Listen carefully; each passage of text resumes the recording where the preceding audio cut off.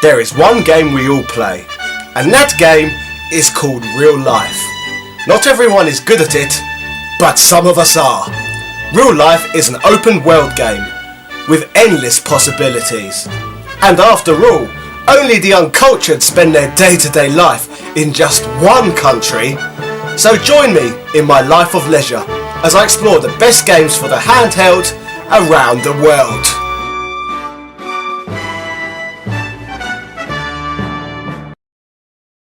I have been travelling through the United States for months and months now, and I have finally reached the Grand Kingdom. Since being here, I have been trying really hard to find the royal family of this land, but sadly, all I have found is a bunch of boring red rocks.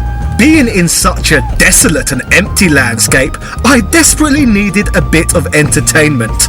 Sadly, I left most of my handhelds like my Game Boy, my 3DS Nomad, etc. back at my hotel, but thankfully I still had one handheld system in the back of my car.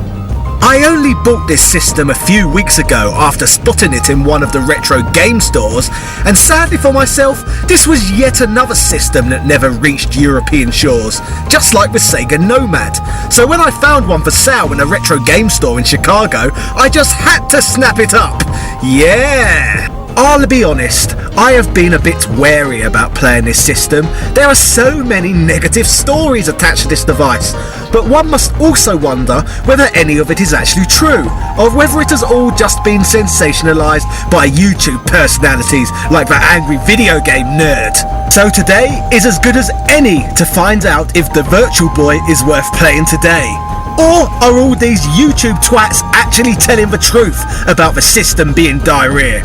I'll be honest, if this thing turns out to be great, it wouldn't be the first time I have found big YouTubers to be wrong. I found Simon's Quest and Zelda 2 to both be absolutely fantastic games, for example, and I've even had fun with my Philips CDI on occasion. So it's time to look at the Virtual Boy myself so I can make up my own mind. First, let's recap the system's history. The Virtual Boy is a 32-bit tabletop 3D video games console developed and manufactured by Nintendo. It was marketed as the first portable video game console capable of displaying true 3D graphics out of the box. It was released on July 21st, 1995 in Japan and August 16th, 1995 in North America. Sadly, in these regions, the system was an utter complete commercial failure, so Nintendo did not even bother to release it elsewhere. By the time 1996 came around, Nintendo started drastically dropping the system's price, but it was all too little too late, and Nintendo discontinued by the time March came around. The Virtual Boy is Nintendo's second lowest selling platform of all time, only after the 64DD, another platform I hope to own and review at some point down the line. Given the system's short lifespan, only 22 games were released. Of them, 19 games were released in the Japanese market, while 14 were released in North America. Third-party support was extremely limited compared to previous Nintendo platforms. So the system sold badly. Big deal, the Wii U sold badly too, but the Wii U has given me far more entertainment than the Xbox One or PS4 will ever give me. So if the Wii U has satisfied my deep urges for fun, then let's hope the Virtual Boy can do the same. Let's look at the hardware itself. The Virtual Boy looks like a pair of red binoculars with a pair of legs. Allegedly, it is the first video games console that was supposed to be capable of displaying stereoscopic 3D graphics, marketed as the form of virtual reality. To go all technical on you, according to the information superhighway, the Virtual Boy uses monocular cues to achieve the illusion of 3 dimensions on a 2-dimensional screen. The Virtual Boy creates an illusion of depth through the effects known as parallax. Basically, I look through these binoculars and I can play games in 3D. However, all the games are seen in a bizarre monochromatic red colour. Apparently, according to Nintendo, making the games in colour would have made the system too expensive and resulted in jumpy images, so the company opted for the red display instead. Right, because only seeing in red creates an illusion of virtual reality. As I said to you, I would try to be as honest with you as possible regarding this system, and looking through the eye holes on the Virtual Boy, the games are not unpleasant to look at in my opinion. For some reason I find it easier to view Virtual Boy games in 3D than 3DS games in 3D. Maybe it's the fact that my eyes are isolated whilst playing the Virtual Boy, but I feel I end up feeling dizzy a lot quicker on the 3DS. Does anyone actually use the 3D on the 3DS anyway? It's rubbish! Let's take a quick look at the controller. It is pretty nice, to be fair to it. It kind of reminds me of what a controller would look like if an NES and GameCube made love and gave birth to an inbred child. You have the classic A, B, start and select button and 2 D-pads, and the controller also has an on-off button on it, which actually turns the system itself on and off. Something else bizarre about the controller is that it actually has a battery pack on the back that powers the whole system. The Virtual Boy runs on 6 AA batteries for your information. We shall touch slightly on some of the games later in the video, however today we are mainly looking at the system itself. After all, we can look at all the games individually in detailed videos down the line. Yeah! Anyway, there are some decent games on the system. The screen looks a lot better than a lot of YouTubers would suggest, and the controller is lovely. So what's not to like about the Virtual Boy? Well, this. Apparently, a lot of users playing the system have reported dizziness, nausea, the system straining their eyes in general, and bloody headaches. Personally, I never got any of these problems from the system, but it has given me a sore bloody neck. No matter what position I play the system in, I always find myself hunched over in some way. I have tried position after bloody position, and I am never bloody comfortable. Maybe if I was a young, supple child, I would have no aches and pains playing this thing. But as a man who has worked as a professional wrestler for the last 10 years, who has had hundreds and hundreds of matches, this system takes a terrible toll on my back and neck. I have been thrown around by a big fat 30-stone bastard regularly for years on end, but I must say playing this thing is as bloody painful as any wrestling match. I reckon if I played this thing every day like a lot of people play other consoles, then I would probably end up in a bloody wheelchair with back and neck injuries after just a few months. So, to summarise, this device has a decent screen, okay games, and a good controller, but unfortunately, it's absolutely bloody ridiculously uncomfortable to play. In my opinion, both 3D and virtual reality are both no more than passing fads, which I see raising their ugly heads once every couple of years.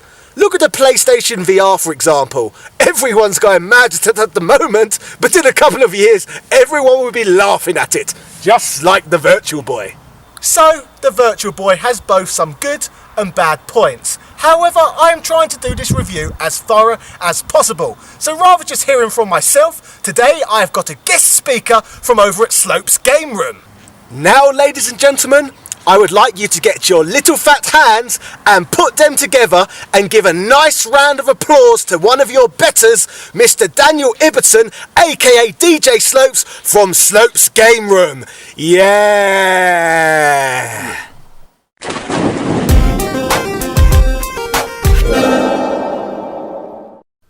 The Virtual Boy. Now that's a damning piece of gaming history that was notoriously bad. Giving the user headaches, having piercing red pixels burning into your eyes, and being so goddamn awkward to hold, it's obvious to all looking back that it's a load of old rubbish that was doomed to fail. However, it's still got a huge cult following and rocketed in price, all because it was made by that company with a fat plumber in it.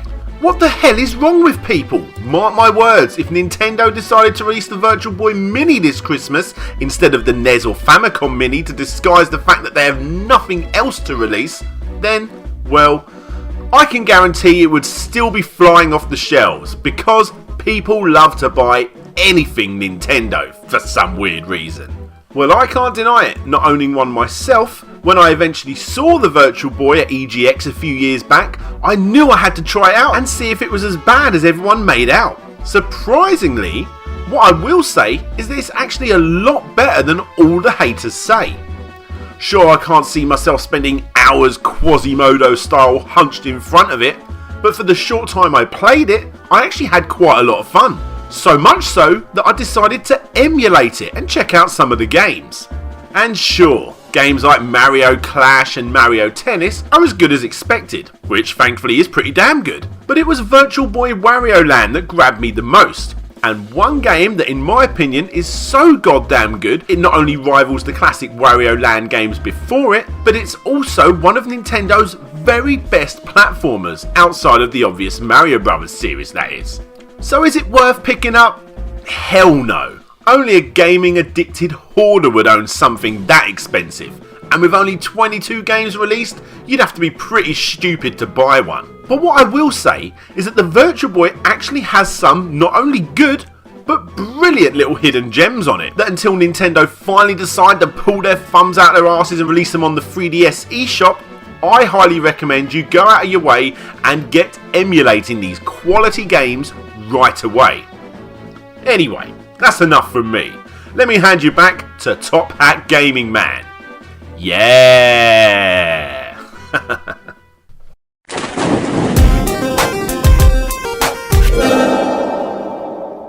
Stupid? Stupid? How bloody dare you, Mr. Slope? You have made me so angry. I am now projecting my emotions telepathically. I can guarantee it is nothing to do with it being too windy now around here to do any voice recording. So listen here, you pug-nosed git. You are just jealous because you cannot afford a cornucopia of classic games. You clearly have to emulate like all these other poor people. You are no more than a vicious bastard who could never afford luxury wonders such as Virtual Boys. I let you come onto my show and you encourage degenerates at home to emulate games? Fine cuisines like Virtual Boy games should only be reserved for high-rolling, sophisticated gamers like myself, not smelly, dirty pirates. I have had enough of this. This is bloody ridiculous, Mr. Ibbotson. Why don't you just slope off? I ought to give you a bloody good thrashing. Ah!